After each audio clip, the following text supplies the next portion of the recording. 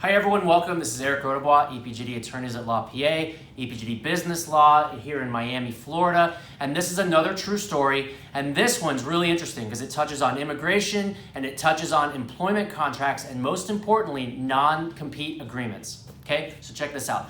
Lady is living in Italy and she's working for a well-known cosmetics company. They got a really cool brand and they're doing certain lines of cosmetics. If I said their name, you would know them.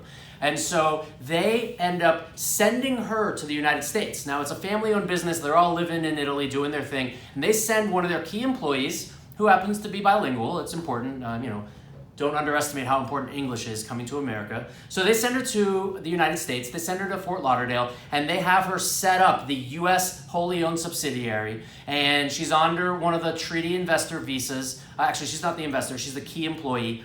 It's the E1. I'm not an immigration lawyer, but Deirdre Nero Immigration, they handle all the immigration for our clients. So this lady's here under the E1 treaty visa from Italy. And she's working for the cosmetics company. And basically, wholly owned subsidiary is going to be importing and distributing their own parent company products. We do this all the time. Quick little side note, it's really important a lot of times to do transfer pricing studies because the IRS wants to make sure that the relationship between the parent and the sub isn't situated in such a way as to suck out all the profits from the US companies so that they effectively never have to pay any taxes in the United States. Because remember, they're setting their own prices because it's parent subsidiary. So a transfer pricing study is where you would go in and you would actually have to look at what, if they were buying from a third party, what the real prices would be, and then therefore what their real profit margin would be, and then therefore they would have to pay some actual taxes. That's not what I'm here to talk about. So the lady is working for this company, and one day, strike a genius, she comes up with a new idea for a new product, also cosmetics related, that is not sold by the parent company. It just isn't. And so the problem is that the parent company did things right. They set up their company, they did their trademarks, and most importantly, they made all of their key employees sign non-compete agreements. And right here in Miami, Florida, non-compete agreements are typically enforced by the courts. Now, there's 3 levels that you look at for every non-compete, and I'll add a 4th.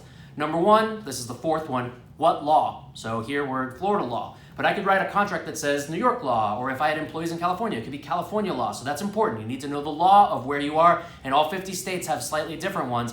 Good news is for employers in Florida is that the courts are very employer-friendly, very contract-friendly, and they will enforce a valid non-compete in Florida. Okay, that's number 1.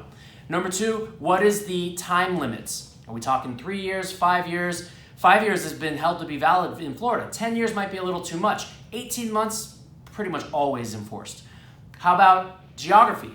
Are we talking worldwide, nationwide, statewide, countywide, as the crow flies, 20 miles, 5 miles, 10 miles? What's the geographic restriction? And number 4, or what I usually call number 3, is what is the restricted activity? Now, to put it broadly, a lot of times companies will just say, you can't compete with us, right? Which is whatever we do, you can't compete with us.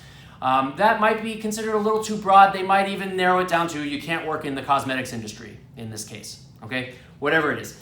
And so those are the things that you need to look at, and those are the things that the parent company already thought to make all of their key employees sign this contract. So the lady calls me and she goes, listen, I got this great idea for this business, but I want to do it on my own. I got some family, some friends. We want to do this investment. Do I need to, or will that violate my non-compete? And I said, well, what's the classic lawyer answer? It depends. So let me review your non-compete. Let me maybe give you an opinion letter. Because here's the way it goes. If she violates the non-compete, she's at risk for, you ready for this?